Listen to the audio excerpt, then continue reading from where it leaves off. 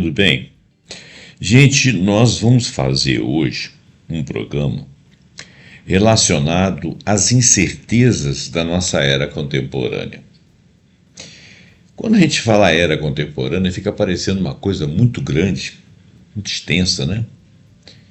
Eu estou falando de uma atualidade, eu não sei nem se a palavra era se adequa àquilo que eu quero compreender aqui na minha imaginação, mas eu acho que sim, porque nós estamos exatamente numa mudança de paradigmas e não sem ação intencional de pessoas e grupos que infelizmente não são a pérfida, vamos dizer assim, minoria, são aqueles indivíduos que realmente estão ali pensando como modificar as coisas em seu favor, e pessoas muito endinheiradas que, ao ter, porque tem tempo para fazer isso, vivem raciocinando e pensando em como modificar o seu próprio status quo.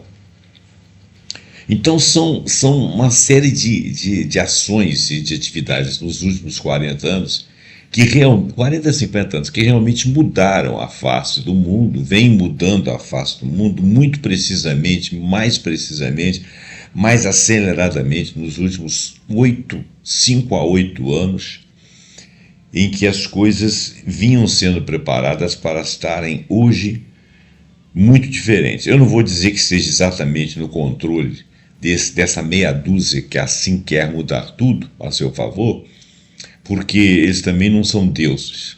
Eles também estão submetidos às imaginações de várias pessoas que existem no mundo aqui agora, e a própria condição de estar no mundo, as intempéries do próprio mundo, as outras sociedades que existem aqui, as bobagens que nós fazemos inadvertidamente, que repercutem, isso geram crises que caem sobre todo mundo, não apenas sobre os mais pobres, principalmente, mas também sobre alguns desses que querem mudar tudo, e algumas coisas se precipitam e eles perdem algumas oportunidades, embora eles tenham ganhos e mais ganhos, porque eles estão sempre com condição de pensar, enquanto você só tem a condição de trabalhar e enfrentar o dia a dia, de sobreviver ou às vezes de não sobreviver. Então, a palavra incerteza, ela vem exatamente de que nós tínhamos, há uns anos atrás, logo depois da Segunda Guerra Mundial, a gente tinha o estado do bem-estar social, nós tínhamos o chamado mundo livre, aquém da cortina de ferro que era do lado de cá, pretensamente livre, né? Com os estados centrais financiando algumas colonizações, alguns países coloniais conseguindo suas independências, mas não estruturalmente e fundamentalmente nas suas condições econômicas, algumas ditaduras implantadas, mas era chamado de mundo livre. O mundo do lado de lá era o mundo do comunismo, do socialismo, que a gente pouca coisa conhecia, só conhece por história, e a gente não sabe o quanto daquilo é manipulado, o quanto que é manipulado por eles, manipulado por nós não temos informações fidedignas. Então, vamos dizer que existia aí dois tipos de pretensas liberdades, que esses dois mundos acreditavam nisso. Depois um desses mundos caiu. O mundo se tornou unipolar. Na década de 80, o neoliberalismo começou a se expandir, principalmente sob a égide de Ronald Reagan e Margaret Thatcher. E eles tiveram muito sucesso, apesar de sucesso de transformar o mundo em alguma coisa muito boa para eles e ruim para o resto, foi verdadeiro. Claro que eles não conseguiram tudo, porque eles também não são deuses, conforme eu falei. Mas a situação gerou as certezas que existiam antes do tal mundo livre, do tal estado do bem-estar social, que o mercado era a grande baliza de tudo, e tudo isso veio caindo por terra, e hoje nós temos ameaça a esse mundo unipolar por potências que realmente são potências, se tornaram potências. Então, nós temos muitas incertezas pela frente. Alguns países vivem bem, são os países do Oriente, os países do Ocidente, do Sul global. O Ocidente perdeu aquele glamour, né? O estado de bem-estar social caiu, as populações se reduziram, a taxa de fertilidade está baixa, estão sofrendo e necessitando até de mão de obra, portanto, de muita outros povos, né, que estão migrando para lá, na América do Norte, nos estados centrais da Europa. O Sul global luta por sua independência. Hoje existe uma multipolaridade, os BRICS apareceram. Então tudo isso gera uma mexida nesses tabuleiros políticos, geopolíticos, econômicos, etc., que faz com que haja incertezas e as pessoas ficam inseguras. Quando você às vezes muda de país, você não é bem recebido, como o brasileiro está sendo mal recebido em Portugal, os latinos mal recebidos nos países do norte, os árabes e os africanos que caminharam para a Europa Central, o leste europeu, e nós temos muitas inseguranças. Então, eu vou ler um texto longo, mas muito pormenorizado, que vai trazer bastante informação de vários locais aqui fidedignos. Eu vou tentar ler, como eu já fiz essa configuração, essa apresentação, varrendo muitos temas, eu vou tentar que não seja necessário fazer mais outras intervenções, porque o texto já faz bastante intervenção. Então eu vou tentar ler mais linearmente, porém ele é bastante esclarecedor. Eu vim trocando aqui as palavras de forma que ele ficasse menos específico, menos assim sociológico, menos econômico, menos político. Eu tentei que ele ficasse mais na linguagem do dia a dia. Nem sempre a gente consegue, tá? Menos filosófico também. Vamos lá, resumo. Nós vamos falar das incertezas da era contemporânea, uma análise de múltiplas dimensões de uma pretensa crise global, que alguns podem não ver como crise, mas eu acho que é uma crise de civilização, sim. Ela pode não nos trazer agruras, ela pode não nos trazer medos, ou pelo menos não o mundo afora, mas ela intrinsecamente ela é uma crise. Nós não estamos confortáveis com relação aos nossos futuros imediatos. Então, resumo. Esse tema aqui, esse artigo, ele analisa algumas dimensões das incertezas possíveis e prováveis que têm caracterizado o cenário global sob a ótica de vários analistas na contemporaneidade. A gente vai abordar aspectos políticos, econômicos, tecnológicos, sociais e ambientais. As fontes são bastante atualizadas, as análises são interdisciplinares, porque tem muitos autores trabalhando ali. Discute-se o retorno de lideranças autoritárias que nós já tínhamos perdido de vista. A gente está vendo a financiarização da economia, o que significa que muito do dinheiro vigente na economia está empregado em papéis e não em indústrias e não em serviços, que possa propiciar um desdobramento de serviços e empregos e vida melhor para terceiros, ou seja, tem poucos ganhando muito com esses ativos, e esses ativos são regiamente pagos por dívidas públicas extraordinárias. A gente tem aí o domínio das Big Techs, a reconfiguração da geopolítica que está mexendo com o planeta, embora seja ótimo que alguns lados estejam perdendo um poder exorbitante, outros estão ganhando, mas quem está perdendo não está quieto, é um leão assustado, é um leão disposto a contra-atacar, e isso traz incertezas, impactos da desigualdade digital, porque nem todo mundo está vivendo com a internet à mão. Nós estamos na internet, mas aqueles que não têm uma inclusão digital adequada estão na internet como estatística e são excluídos. Essa exclusão é como se você tivesse uma cidade onde você vivesse na cidade, mas você fosse excluído de algumas benesses de estar vivendo nessa cidade. Você vivesse pelos guetos, longe de água encanada, longe de proteção térmica, longe de postos de saúde, com saúde precarizada. Quer dizer, você está na cidade, porque hoje em dia todos estamos na web. Tudo que você faz vai passar pela web. Mas você não tem o acesso que você quer, você não tem dados suficientes, você não tem dinheiro para pagar aquilo, você não tem celulares competentes. Então isso dá uma exclusão digital que é perigosa, porque muita coisa hoje em dia se faz pela internet. Como eu digo, nós estamos com a internet no dia a dia. Se você não tem esse acesso, você perde oportunidades do seu dia a dia. Contratos de trabalho, comunicação, notícias que são importantes. É claro que tem acesso, mas as importantes também não chegam até você. Então, existe a exclusão digital. E a crise climática, que nós estamos percebendo que realmente tem coisas varrendo o planeta. A gente não sabe quantas espécies já foram extintas, e estamos vendo que as temperaturas estão subindo e não temos uma perspectiva de que podemos parar isso. Já passamos do ponto de inflexão, nós vamos conseguir recuperar. Parte disso pode não ser verdade, conforme afirmam os obscurantistas, mas não é que não possa ser verdade, mas que pode estar sendo mal interpretada, a coisa pode ser até pior.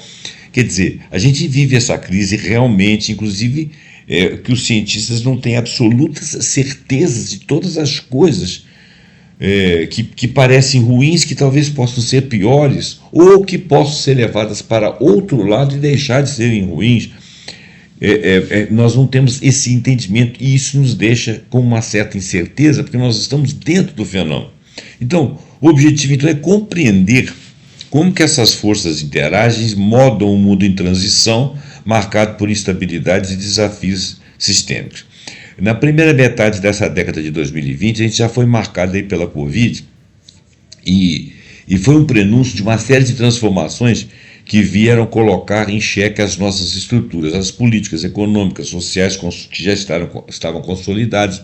Uma delas era esse trabalho remoto, essa saída dos centros das cidades, o abandono de algumas cidades, porque você pode trabalhar fora da cidade, fora do país, para a empresa que você está trabalhando.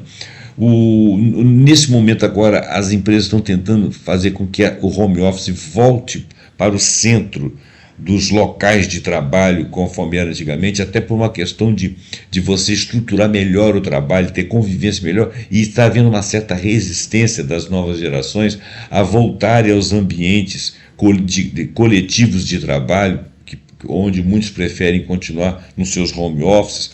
Quer dizer, todas essas coisas que estão gerando, que geraram modificações, e o mundo vive uma crise de paradigmas. Os paradigmas estão mudando, as coisas estão caindo. Quer dizer, as relações homem e mulher, as questões dos namoros, as questões de gênero, tudo isso está fluindo muito. E o futuro parece muito imprevisível, talvez fragmentado. E várias gerações, algumas estão ocupadas e preocupadas com os seus futuros e futuros seus filhos e netos, e outras gerações não estão preocupadas porque querem exatamente modificar tudo. E essa modificação, como é próprio de cada geração, quando chega, quer trocar o velho pelo novo, mas o que novo que está chegando, em que formato que está chegando, que condicionantes de melhora ou não está havendo. Essas são as incertezas, né? Então, nos últimos trabalhos do Hobsbawm, do Eric Hobsbawm, que um deles é o Globalização, Democracia e Terrorismo, ele veio questionando a democracia nesse nosso mundo globalizado. Então ele destaca o aumento da incerteza, o enfraquecimento de instituições democráticas, que definitivamente estava havendo e está havendo. Ele faleceu em 2012. Esses caras muito inteligentes que analisam muitas coisas e têm essas visões muito globais, eles acabam quase que predizendo coisas e fatos que iriam acontecer, e muito do que ele colocou ali dentro desse livro, Globalização, Democracia e Terrorismo, são coisas, os desdobramentos daquilo que foi dito, das análises feitas, realmente estão acontecendo no momento atual. Ele destaca o aumento da incerteza e o enfraquecimento das instituições democráticas, o ressurgimento do fascismo, ou seja, um neofascismo. O Hobsbawm, inclusive, previu o ressurgimento desses movimentos de extrema-direita como reação ao neoliberalismo, porque o neoliberalismo ele começou a acontecer logo depois da virada de 73, que é a crise do petróleo, na década de 80 ali. Ele começou a ter um poder avassalador, como se ele fosse a solução. Claro, ele era a solução para os endinheirados, ele era uma péssima solução para os pobres e para as classes médias, que seriam empobrecidas, ou por outra, não era a solução. Era um evento que alguns condicionavam a seu favor em detrimento do restante. E Isso levou a uma crescente desigualdade. Essa projeção se mostrou perspicaz por parte do Hobsbawm diante da ascensão de figuras e regimes de viés autoritário em diversas partes do mundo, que ele inclusive não presenciou, porque ele faleceu, né? Então, o Hobsbawm analisou como o colapso das antigas certezas políticas e econômicas, que levou ao ressurgimento de identidades primordiais e destrutivas, por exemplo, nacionalismos étnicos, os tais separatismos, né, como os que aconteceram nos Balcãs após a queda do Muro de Berlim, né, que ele chegou inclusive a presenciar durante aquelas guerras ali dos Balcãs de 2009, o fundamentalismo religioso, o crescimento do extremismo religioso como uma busca por certezas absolutas em um mundo que não as oferece mais, como o que aconteceu com o estabelecimento do Estado Islâmico de 2011 para cá, e que houve outro desdobramento, acabou o que vemos, o que aconteceu na Síria, o populismo de direita, ou seja, aquelas políticas baseadas no medo, na exclusão e no ódio ao diferente, ao imigrante, e o que tem acontecido em algumas localidades do mundo, principalmente na América do Norte. E Hobsbawm, então, ele pensava que isso não eram apenas crises políticas, eles eram sintomas de uma certa regressão a uma volta de formas mais selvagens da nossa sociedade, na organização social, e em reação aos fracassos dos tais projetos chamados modernos, que eram projetos de meia dúzia, mas que a maioria cria que aquilo eram soluções de mundo, soluções de organização social, quando aquilo na realidade eram projetos exatamente de retrocesso, de acumulação de riqueza e de exclusão. E as pessoas não foram capazes de perceber isso. Os historiadores e os outros, os sociólogos avaliaram, os historiadores e sociólogos, antropólogos avaliaram bastante isso.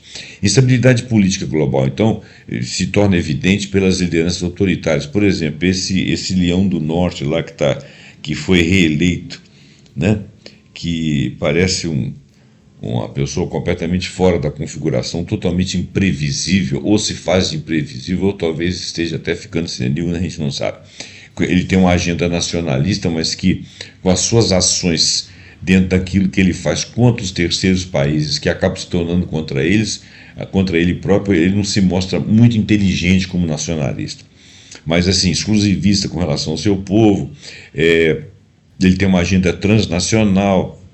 Ele reacendeu tensões, ele recrudesceu tensões políticas com a China, com o México, com o Canadá, que sempre foi amigo, com a União Europeia, que tem sido vassala.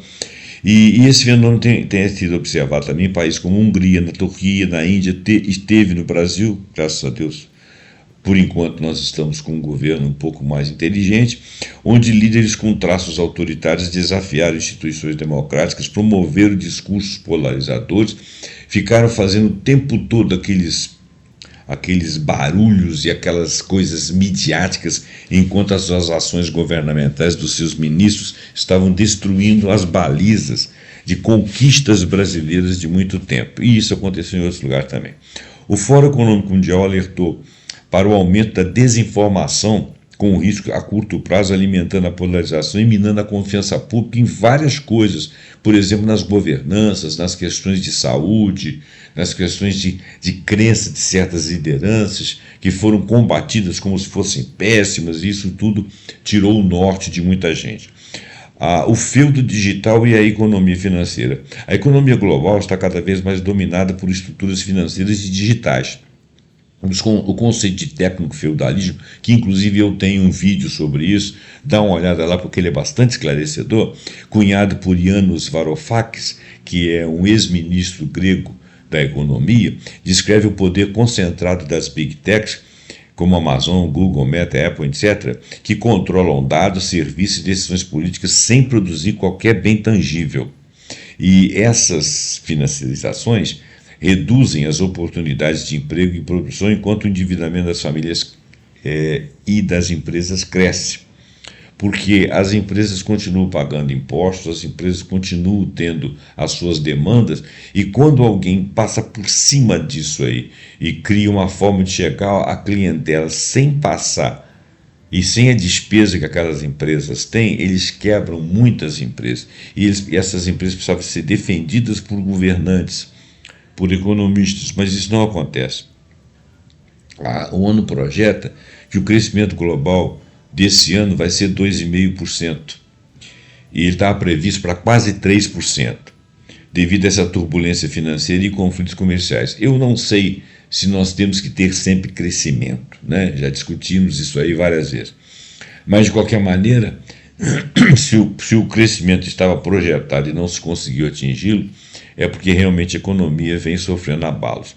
Por outro, nós poderíamos pensar em uma forma de não crescer e manter a economia sem abalos, porque o crescimento não é necessariamente uma solução. Quando você cresce, mas não divide renda, não adianta nada, você acumula a renda do mais forte. Essa financiarização ela reduz oportunidades de emprego, de produção, enquanto o endividamento de famílias e das empresas cresce, e, portanto, o nosso crescimento, né, fica abalado. Reconfiguração geopolítica é a chamada nova ordem mundial. A hegemonia americana está sofrendo abalos, né? As potências orientais estão crescendo, especialmente China e Índia. Existe uma crise de ordem mundial marcada por disputas comerciais, isso é fato, isso é visível, conflitos armados e reconfiguração de alianças.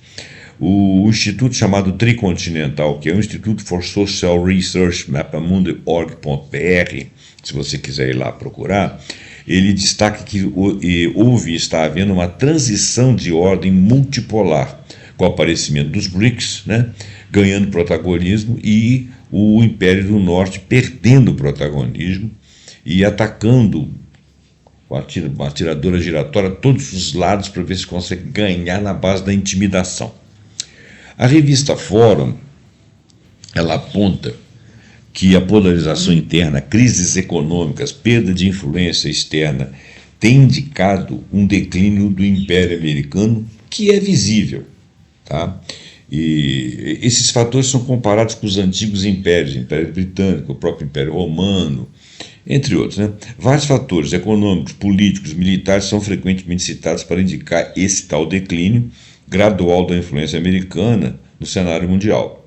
Alguns analistas comparam a situação atual a elementos observados como, por exemplo, a queda do Império Romano, ou como o próprio Império Britânico no final e princípio do século passado. Houve quando ele passou o bastão para a América do Norte, ele começou a sentir esse decréscimo, mas eles estavam todos interligados porque eram povos similares, um decorria do outro. O Império Romano ele sofreu realmente várias baixas, várias quebras, né? E então o Império Romano, quando ele começou a ter decréscimo, ele começou a apresentar uma desigualdade muito grande e começou a ter muitos gastos militares, porque ele precisava de rugir para poder manter o poder. Então ele precisava desse poder bélico, que é o que a América do Norte tem feito, ela tem investido em aperfeiçoamento de suas armas, em contingenciamento de pessoas, de formas de você produzir guerra em qualquer lugar do mundo a tempo e a hora, né? E isso é um desgaste, mas ao mesmo tempo evidencia que eles estão tentando ganhar dinheiro através das guerras, né? E inclusive de dominação. Então eles comparam com a questão dos altos gastos militares. Alguns fatores econômicos, né, por exemplo, a dívida deles ultrapassou 36 trilhões de dólares. Como são eles que imprimem o dólar, eles conseguem dinheiro para comprar o que eles bem entendem, mesmo endividados. Agora, se algum dia o dólar for substituído, na hora que você tiver que fazer a conversão de moeda, você tendo uma dívida muito grande, fica difícil você conseguir valores para trocar de outra moeda e comprar o que você precisa. Então, isso é uma coisa que está na divisa, está no horizonte, né? Eles precisavam de conseguir abaixar essa dívida. E por quê? Porque 33 trilhões de dólares é mais do que o PIB deles, né? A dominância global do dólar tem sido, inclusive, gradualmente desafiada por outras moedas como moeda de reserva. Eles têm também crise de manufatura, porque a manufatura toda, como o resto do mundo, compra toda a manufatura da China, né? Existe uma desigualdade de renda crescente, eles já foram um estado que tiveram renda boa. O salário mínimo americano não cresce há mais de 30 anos. Enfraquecimento da classe trabalhadora, portanto, enfraquecimento dos sindicatos, porque quando o trabalhador está está desempregado e tem pouca força, o sindicato não vinga, então você não tem massa de manobra, né? Você não tem como peitar as grandes empresas. Além de fatores políticos, né? Polarização, retrocesso na democracia, questões estratégicas em nível de mundo, onde eles estão influentes, onde eles perderam influência, onde eles tiveram que tirar tropas, desconfiança interna, né? Porque eles também sofrem com polarização, retrocesso na democracia. Eles têm, é visível lá dentro que as questões estratégicas no mundo afora não estão funcionando bem, eles não são bem quistos em alguns lugares, e isso gera uma desconfiança pública, questões militares e gastos militares que às vezes são visualizados, e questões geopolíticas que são discutidas internamente, né? Não é à toa que se hoje fala, o Bobão lá do norte lá fala de América Grande de novo. Muito bem, então está havendo esse declínio. Isso aí gera uma incerteza muito grande, haja vista a questão das tarifas, aí essa discussão, esses factóides que esses caras geram todo dia para chamar atenção, enquanto eles tentam governar e levar o mundo para o lado onde eles bem entendem, que é o que um pilantra fez aqui também durante seu governo. Bom, impacto da tecnologia, desigualdade digital, infodemia. A revolução digital ela trouxe benefícios, é óbvio.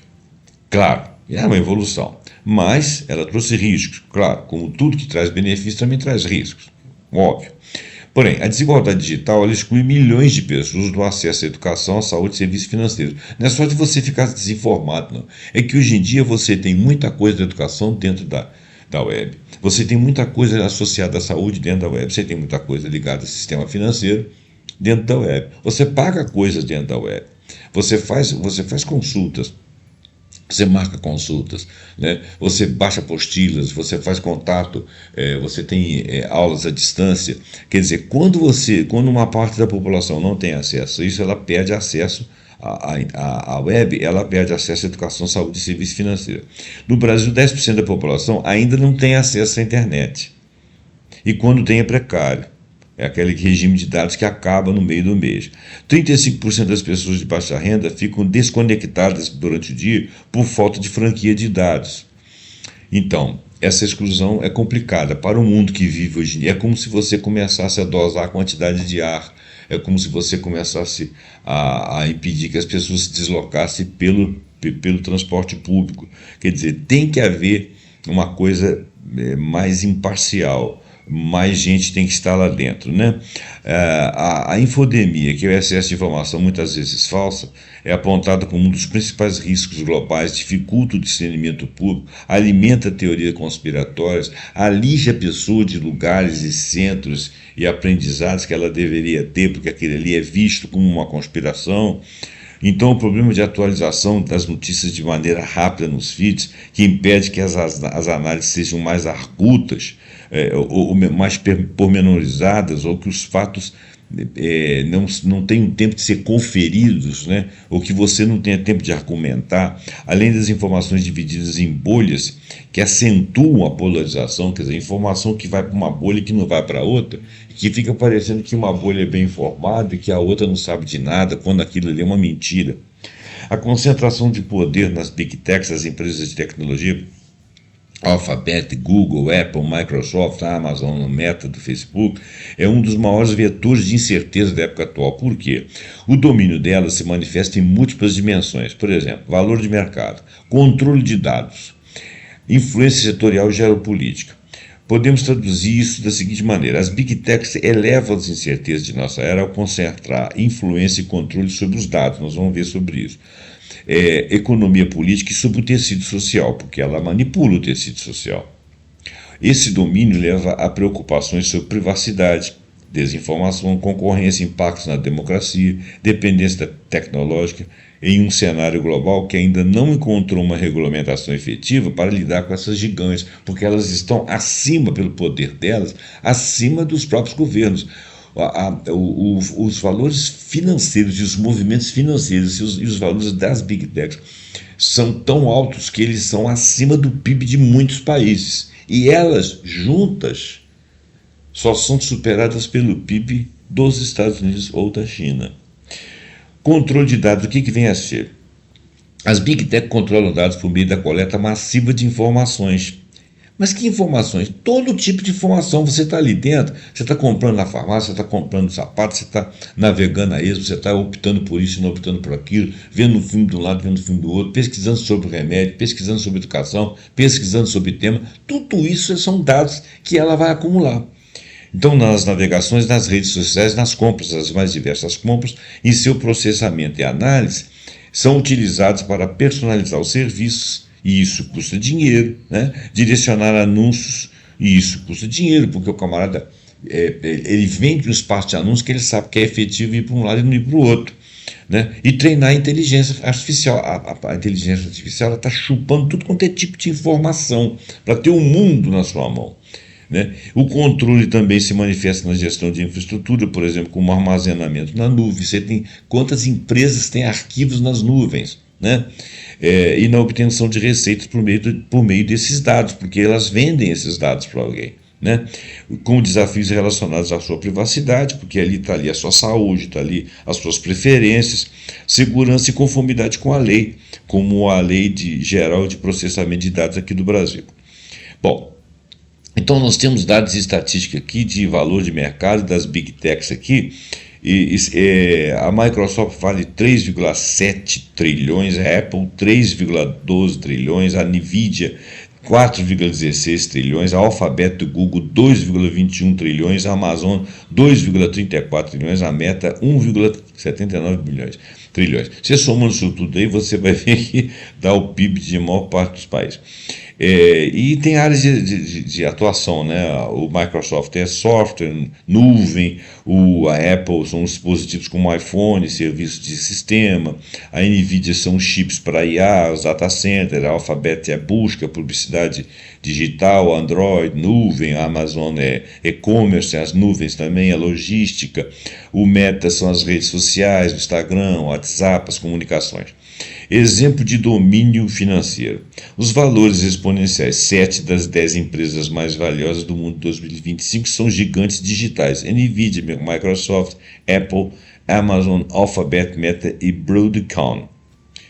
A comparação com economias nacionais. O valor de mercado combinado dessas Big Techs são conhecidos como Magnificent Seven, atingiu a marca de 20,9 trilhões em 2025, um montante que supera o produto interno bruto de muitos países industrializados, só perde para a China e para a América do Norte. Crescimento desproporcional. O ganho em valor de mercado de apenas um ano. Exemplo, a Microsoft, ela ganha 197 bilhões só no início de 2024 e pode superar o valor de mercado de grandes empresas listadas na Bolsa Brasileira, como, por exemplo, a própria Petrobras, a Vale somadas. Isso é um dado de um site chamado Investidor. Concentração de mercado no setor. Domínios das Big Techs não é apenas sobre o valor total financeiro, mas sobre participação de mercado em setores cruciais da economia global. Olha só. A busca online da Alphabet, ela possui domínio esmagador sobre o motor e padrão de busca de smartphones, iPhones, etc., computadores, e ela enfrenta ações antitrust, supostamente por monopolizar o mercado de busca de publicidade, o que é inclusive verdade. A publicidade digital do Google, o Meta, domina a maior fatia de publicidade digital global.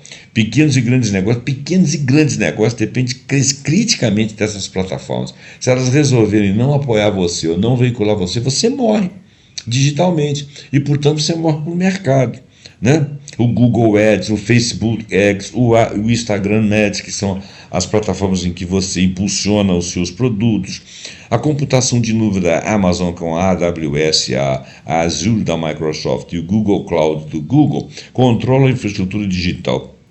A Amazon é tipicamente líder nesse setor. Esse domínio levanta preocupações com relação à regulação no Reino Unido e outras regiões. Deveria representar aqui no Brasil também, porque na China eles não entram. Inteligência artificial e IA generativa. A OpenAI, apoiada pela Microsoft, é um domínio emergente. A OpenAI detém uma participação majoritária nas visitas mensais entre 10 sites de IA generativa mais acessados. E são muitas IAs, tá? Você tem muitas IAs. E elas têm formatos de trabalho e trabalho para necessidades de empresas e pessoas de maneira diferente. As principais são o DeepSeek, o Perplexity, que eu não acho grandes coisas, a Copilot, a Gemini já foi melhor, o ChatGPT da evolução do 4x5 ficou muito boa, e tem umas outras aí que eu não gosto. Bom, o e-commerce da Amazon domina grande porcentagem de vendas online. Algumas estimativas apontam que cerca de 40% das vendas online são, por exemplo, nos Estados Unidos, depende dessa categoria, são da Amazon, e eles ganham quase 40% do valor dos produtos. Controle, influência e dados sociais. O domínio de dados, que o Jornal da USP aqui está chamando de colonialismo de dados. Monopólio de dados. As Big Tech gerenciam e analisam volumes maciços de informações a seu respeito, ou da sua empresa, ou das empresas, para personalizar experiências, prever comportamento e, portanto, influenciar decisões. Plataformas de uso massivo. Empresas como Meta, dona da WhatsApp, Facebook, Instagram, são plataformas de comunicação e interação social para bilhões de usuários no mundo. Bilhões de usuários no mundo. O mundo tem 8 bilhões. O WhatsApp, por exemplo, é o principal canal de infraestrutura de dados que permite às empresas trocarem informações. Ela está começando a superar a telefonia, por exemplo, no Brasil. Influência geopolítica. O controle de infraestrutura e dados permite que essas empresas influenciem, em alguns casos até subvertam processos democráticos e políticas locais. Há um debate sobre essa soberania digital com o Brasil, sendo um grande cliente de serviço de nuvem, entre aspas, soberana, das empresas como a AWS e Microsoft. Como que é soberana se pertence a terceiros e é de um país? O que levanta questões sobre a subordinação de políticas públicas nossas aos interesses de corporações que não são nossas, e o risco de interferência sobre os nossos problemas, né? A infodemia e desinformação. A arquitetura de disseminação de conteúdo em redes sociais permite a circulação de desinformações, discursos de ódio, narrativas que corroem democracias e influenciam eleições. Isso é uma apreciação em 2025 da publicação chamada Le Monde Diplomatique. A extrema concentração de capital, dados e influência cria barreiras intransponíveis para a entrada de novos competidores em países em desenvolvimento, reforçando a dependência tecnológica e a concentração de poder sem precedentes das Big Techs. Bom, agora mudando de assunto, crise climática e escassa de recursos. A crise é um dos maiores desafios, né? A ONU alerta que 80% das pessoas pobres que vivem na pobreza estão ligadas e expostas a riscos climáticos como secas, enchentes e calor extremo. Quer dizer, os pobres do mundo, quem são? Vamos dizer que sejam os pobres paupérrimos, pobríssimos, sejam 800 bilhões. Vamos admitir que seja só essa cifra. 80% dessas pessoas estão nos locais onde vai haver secas, enchentes, calor extremo, né? Em 2024, 59% da nossa Amazônia, não nossa só, uma Amazônia que existe aqui entre Brasil, Colômbia e outros países. A Amazônia foi afetada por estiagem, enquanto as enchentes no sul deixaram 183 mortos, que nós lembramos porque é muito recente. O risco de colapso climático é real. A missão da ONU é reduzir à metade essas emissões de gases de efeito estufa até 2030. Nós estamos longe de conseguir isso. A escassez de recursos naturais agravada pelo uso irresponsável tem comprometido a segurança alimentar, hídrica e energética. Nós ainda temos muito alimento no mundo, mas a qualidade começa a cair. A questão dos preços está gerando insegurança alimentar. E o problema da questão hídrica, né? Poluição de águas e, obviamente, a necessidade energética, até porque nós temos aí essas IAs. Bom, veja bem, as incertezas da era contemporânea, então, são estruturais. Incertezas de nossa época, o panorama integrado. Nós temos múltiplas incertezas interdependentes, políticas econômicas, políticas econômicas, tecnológicas, ambientais, que reforçam-se mutuamente. E esse ruído que nós sentimos muitas vezes corresponde a mudanças estruturais com a reconfiguração dos poderes dos estados, entre os estados, inclusive, transformação do capitalismo pela digitalização. Hoje em dia nós vivemos um técnico-feudalismo que não é exatamente uma outra face do capitalismo, só que isso aí tem que ser muito bem avaliado, né? Que tornam as previsões que eram tradicionais não tradicionais. Porque emprego, crescimento e segurança, nós hoje em dia não temos projeções que sejam confiáveis devido ao mundo digital ser um mundo que está intermediando tudo e mudando muito a face das coisas, a maneira de como nós vemos as coisas. Então vamos analisar algumas dimensões. Aquilo que seria a incertidão, ou seja, a incerteza política, a autocratização, os líderes chamados imprevisíveis e a reconfiguração de alianças. Ora, algumas análises de institutos de pesquisas e think tanks documentam tendência de backsliding, que, se eu não estou lendo errado, significa retrocesso. Um retrocesso democrático que aumenta com regimes de práticas autoritárias, nós já falamos sobre isso. Então, exemplos contemporâneos incluem a consolidação de lideranças populistas, autoritárias e nacionalistas na Europa Oriental, pressões à liberdade de imprensa em variados contextos e episódios de judicialização e fragilização de contrapesos em democracias tradicionais. Essa liberdade de imprensa aí, às vezes é entendida como certas falas que não são exatamente liberdade de imprensa, né? A competição geopolítica entre as grandes potências intensifica essa incerteza, a ascensão econômica da China e a retomada de posturas assertivas por potências regionais, as crises como a guerra lá da Ucrânia com a Rússia lá, que é uma questão geopolítica antiga, que começou antes de 2014, eu não vou falar aqui porque é muito extenso, a noção do fim da hegemonia e a emergência de blocos alternativos, que tem mantido, e não é consenso de todos os analistas, mas são hipóteses bastante plausíveis, né, de serem avaliadas. Financiarização e o feudo digital, eu acho que essa parte aqui é bastante importante. A economia global ela mostra traços preocupantes de financiarização, né? Crescimento de mercados financeiros e produtos derivados em relação à economia produtiva. Quando a gente fala de mercado financeiro, a gente fala de ganho de dinheiro com dinheiro, que é o que eles chamam de investimento, que eu chamo de aplicação. Investimento, para mim, é você fazer a coisa fluir, melhorar e haver desdobramentos positivos. Você gera emprego, você gera renda, você gera comércio, você gera a roda da fortuna, né? O financeiro não. O financeiro ele é bancado por um Estado através de uma dívida pública, de uma aplicação, de um imposto, de juros pagos sobre dinheiros retidos em títulos públicos. Essa financiarização é quando a empresa, por exemplo, ela pega uma boa parte do seu lucro, aplica naquilo ali e força o cara que está vendendo para ela a esperar 6 meses para ela poder ter ganho, então ela tem lucro sobre lucro. Isso aí é uma economia muito menos produtiva, uma economia muito mais de finanças. E tem empresas que liberaram seus ativos físicos, venderam e aplicaram em letras e só ganham em juros.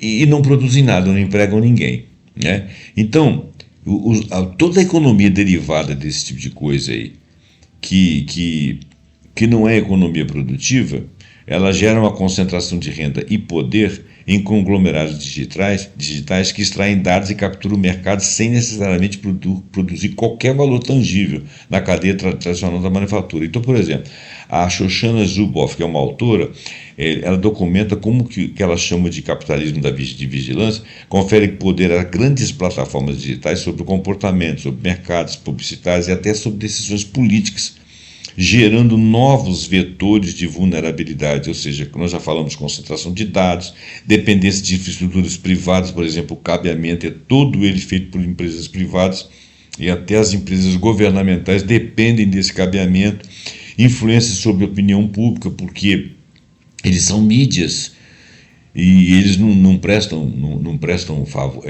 continência a ninguém. Isso cria um feudo digital, ou seja, eu estou no seu espaço, e o seu espaço faz comigo o que ele bem entende, porque ele é seu, É como se você nascesse no feudalismo lá. Você nasceu e se você faz parte daquela gleba de terra ali que é imensa, tudo ali, os animais, o trabalho que você fizer, a comida, o que você planta, coisa, tudo é do dono. É o que acontece ali. Você paga 40% para poder veicular lá dentro. Os conglomerados controlam as marcas, em detrimento de outras, elas controlam os serviços, elas controlam os dados, direta e indiretamente, os governos e os cidadãos. E esse dado aqui desse texto pequeno que eu falei aqui, ele vem da Harvard Business School. Ele não vem de qualquer lado, não. Ele vem do centro do capitalismo. O advento de gigantes da tecnologia, as Big Tech, criou um fio digital bilionário que, embora não produza bens físicos no sentido tradicional, exerce um poder imenso sobre marcas, serviços, pessoas, governos, crucialmente sobre dados. Esse domínio sobre informação e infraestrutura digital concede um poder de monopólio e vigilância sem precedentes, gerando grande desigualdade digital. Esse dado veio do MIT, tá? E do GovBR, ok? E desse ano. E ele é repetido, né? Porque ele repete o parágrafo anterior em outras palavras. A economia financiarizada globalmente prevalente, ela prioriza a especulação e o rendimento do capital em detrimento do investimento produtivo. Resulta em poucas oportunidades para a produção de postos de trabalho. Isso é um dado do IPEA.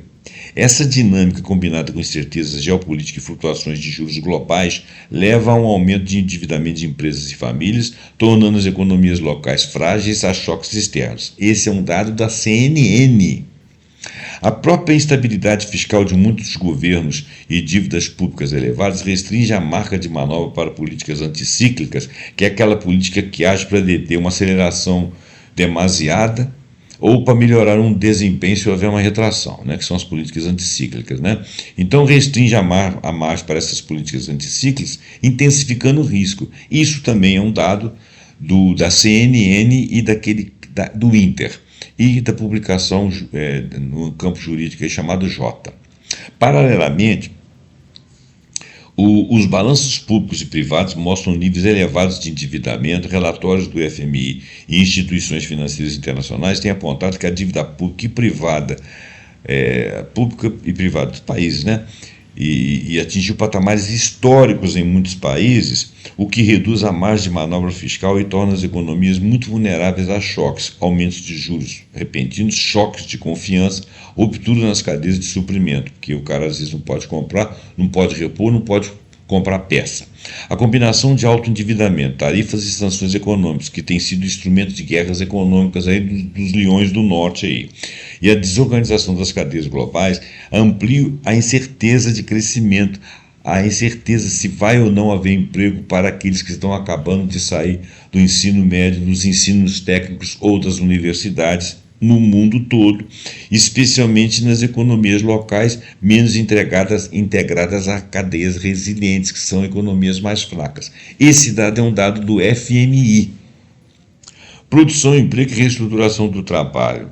Mais uma vez o FMI falando. A tecnologia e a globalização transformaram a oferta de emprego, automação, inteligência artificial, modelos de plataformas que fragilizam empregos tradicionais, criam empregos novos, mas que são de difícil escala e distribuição equitativa, porque muitos não estão preparados para entrar no mercado, muitas vezes ele não escala para grandes quantidades de pessoas e aquelas que existem não é distribuída entre eles igualmente de acordo com seus conhecimentos. Tem gente boa que fica de fora. A financiarização e a concentração tecnológica significam que parte da crescente riqueza se acumula em ativos financeiros, que são aqueles títulos e não ativos físicos, como automóvel, como casa, como prédio inteiro e coisas assim, né? E ficam em plataformas onde são mediadas as trocas mais do que na expansão de empregos industriais estáveis, ou seja, os investimentos não são investimentos, são aplicações financeiras no lugar de investimentos que poderiam criar riquezas e empregos, né? Portanto, essas empresas que não existem, que não pagam emprego, que não geram emprego, elas também não geram dinheiro para o Estado, ou seja, elas não pagam impostos, né?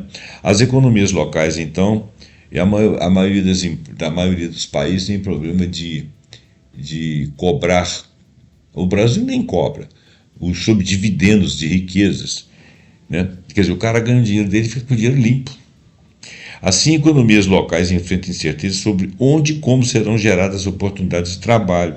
Isso tem acontecido. E com que qualidade?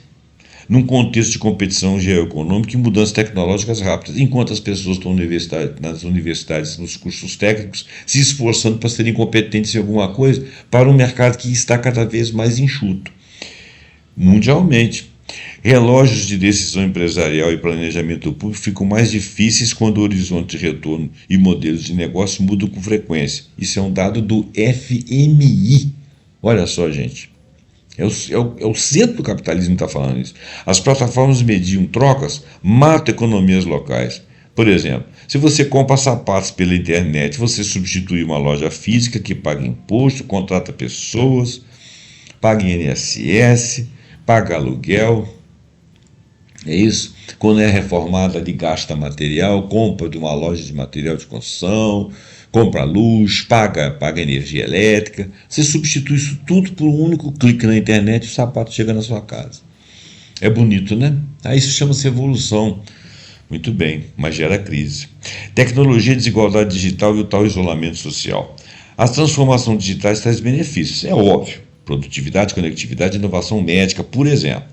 Mas aprofunda desigualdades. Acesso desigual à banda larga, habilidades digitais que alguns têm, outros não têm, empresas inclusas, governos inclusos e capital humano que cria ilhas de inclusão e deixa amplas parcelas da população fora das oportunidades. Sem contar que alguns que estão inclusos estão isolados. A desigualdade digital ela agrava incertezas sobre mobilidade social, coesão social, capacidade de resposta a choques, como, por exemplo, questão de saúde pública ou questão de educação remota. Além disso, as redes sociais e os algoritmos, ao amplificarem bolhas e conteúdos sensacionalistas, eles contribuem para a polarização, erosão de confiança nas instituições, uma sensação de isolamento e insegurança coletiva. Isso alimenta fenômenos como infodemia e desinformação, que por sua vez alteram comportamentos, alteram a saúde, o voto, a forma de consumo, inclusive de medicamentos, de forma difícil de prever. Isso é um dado da Organização Mundial de Saúde. Um avanço vertiginoso de tecnologia, em particular da inteligência artificial, é uma faca de dois gumes. Embora ofereça soluções para desafios complexos como a crise climática, ela também alimenta a incerteza sobre a mesma questão climática. A rápida evolução tecnológica contribui para o isolamento das pessoas, isolamento social, desorganização das relações laborais e, principalmente, pela proliferação da infodemia, informação demasiada e, com ela, a desinformação.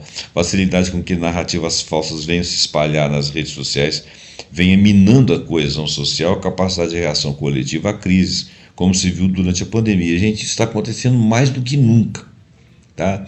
Você vê a adesão às vacinações que tem acontecido aqui no Brasil, como caiu. Isso era uma coisa tranquila há uns anos atrás. Ninguém discutia isso e salvava muita gente. E o Brasil era campeão nisso. Agora, para chegar nesse ponto de idiotice, e o que é pior, isso não acontece só aqui no Brasil, que é chamado país de terceiro mundo, não.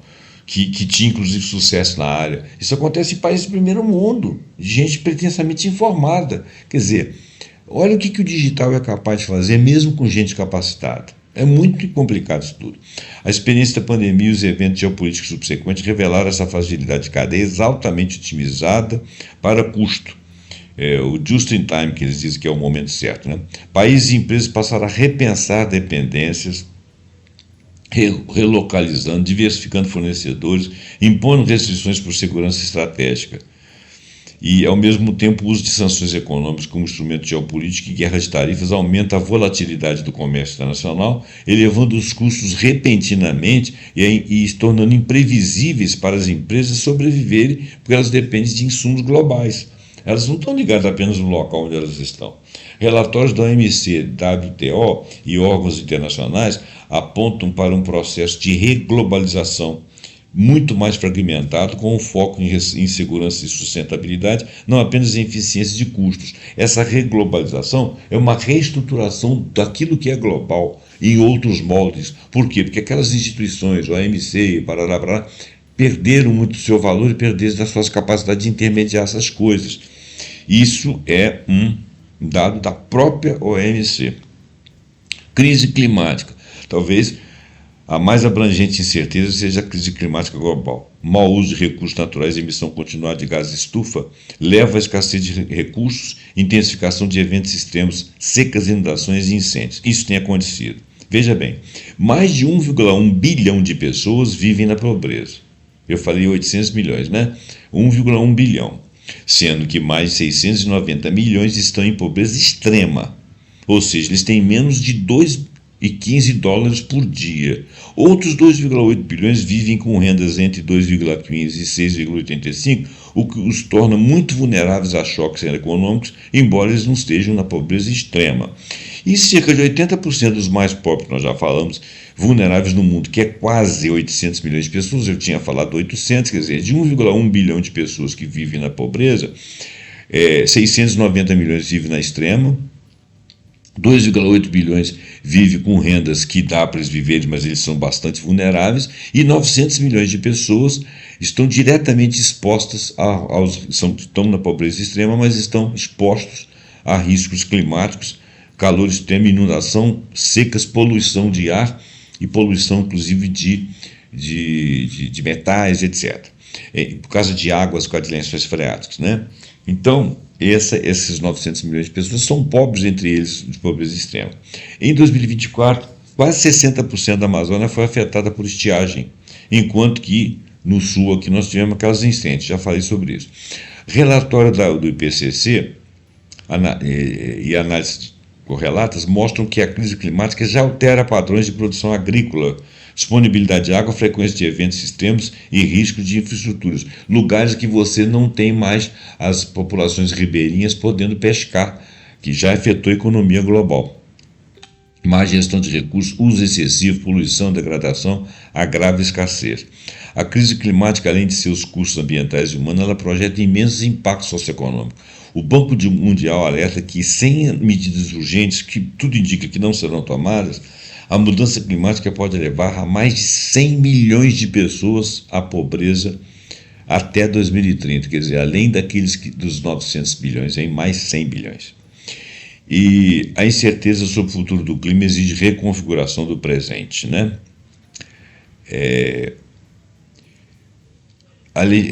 Infodemia. A circulação massiva de desinformação combinada com perda de confiança em mídias tradicionais, que tem acontecido, e instituições públicas têm reduzido a eficácia de políticas públicas na área de saúde, na área do clima, por exemplo, vacinas, e aumenta o risco de governança. Olha bem quanta incerteza que isso gera. A Organização Mundial de Saúde alertou sobre a infodemia já durante a pandemia, né, que era um momento crucial, reconhecendo que a multiplicação de informações falsas ameaçou e ameaça respostas coletivas e coesão a programas eficientes, programas efetivos para salvar as pessoas. Governos e plataformas tentam mitigar esses efeitos, mas soluções tecnológicas e regulatórias são incompletas, criando mais incerteza sobre capacidades de coordenação em crises futuras, e nós dependemos muito hoje das lideranças. E as lideranças hoje em dia, as lideranças populistas têm muito mais projeção que as lideranças factuais, aquelas que têm densidade, inclusive de institutos. Controle financeiro da alimentação. Gente, eu não vou falar o nome. 3 gestores de investimento financeiros que não são empresas de alimento estão controlando participações acionárias em metade das maiores corporações do sistema alimentar global. Isso é um perigo, o que tem impacto na segurança das incertezas globais. Eu vou evitar os nomes, né? Porque se eu falar isso aqui, cai o vídeo. Eu não consigo que o vídeo fique ainda no YouTube. O domínio financeiro dessas gestoras é distinto do controle exercido diretamente por multinacionais de alimentos e bebidas. Não é isso. Elas não são dessa área. Elas são controladoras de ativo. Como é que funciona? Os investidores majoritários, as gestoras de investimentos são, em muitos casos, os maiores acionistas de dezenas de empresas, corporações globais do setor alimentício. Elas são acionistas, elas não são empresas de alimentos. Poder de decisão. Ao deterem parcela significativa das ações, essas gestoras influenciam as decisões estratégicas das empresas, especialmente por meio de seu poder de voto em conselhos de assembleia. Então, de repente, se produz aquilo que não presta em detrimento daquilo que é bom por causa da questão do lucro, porque elas fazem gestão financeira de produtos alimentícios. A concentração de poder financeiro sobre um sistema alimentar global, eu disse global, isso não é no Brasil, isso é no mundo, levanta preocupações e aumenta a incerteza por diversos motivos. Primeiro, volatilidade de preços. Eles põem o preço que eles quiserem.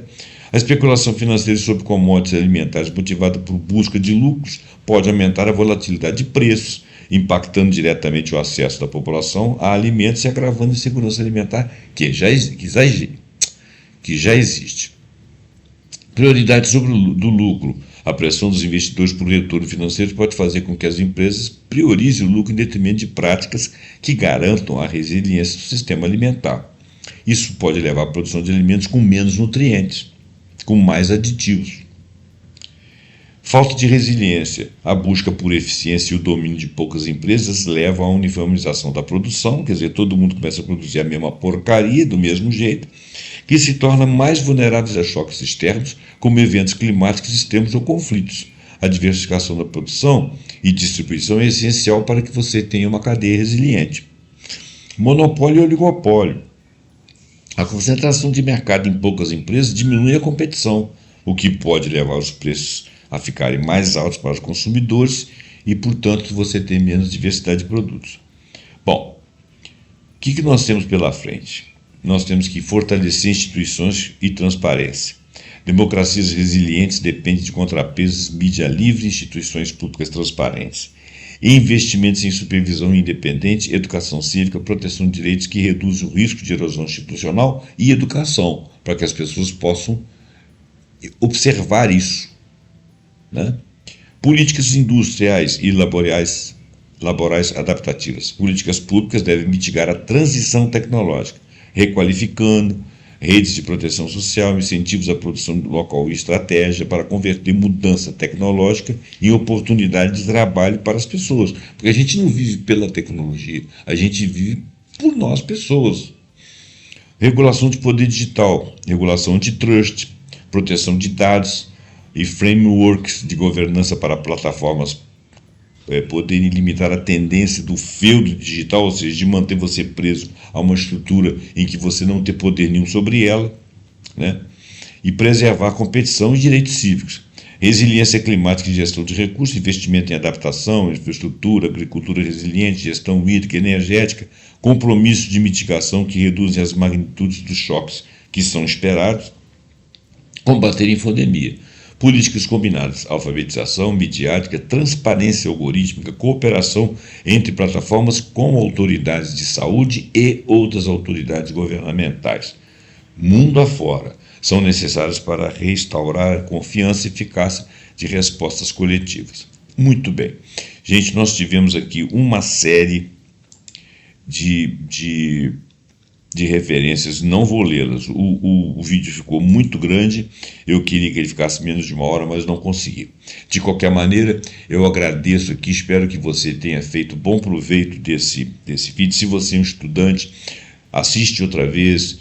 Desculpa se eu falei um pouco rápido, às vezes picotando, porque eu estava tentando reduzir o texto foram de quase 12 páginas, muita coisa, né?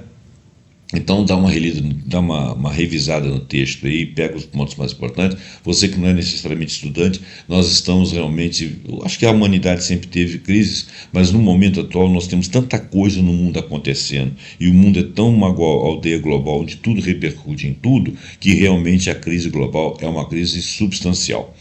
E nós temos que proteger a nós próprios, aos nossos filhos, netos e às próximas gerações. Muito obrigado pela sua atenção. Até o próximo programa, pontuando com algum assunto que nós acharmos muito importante.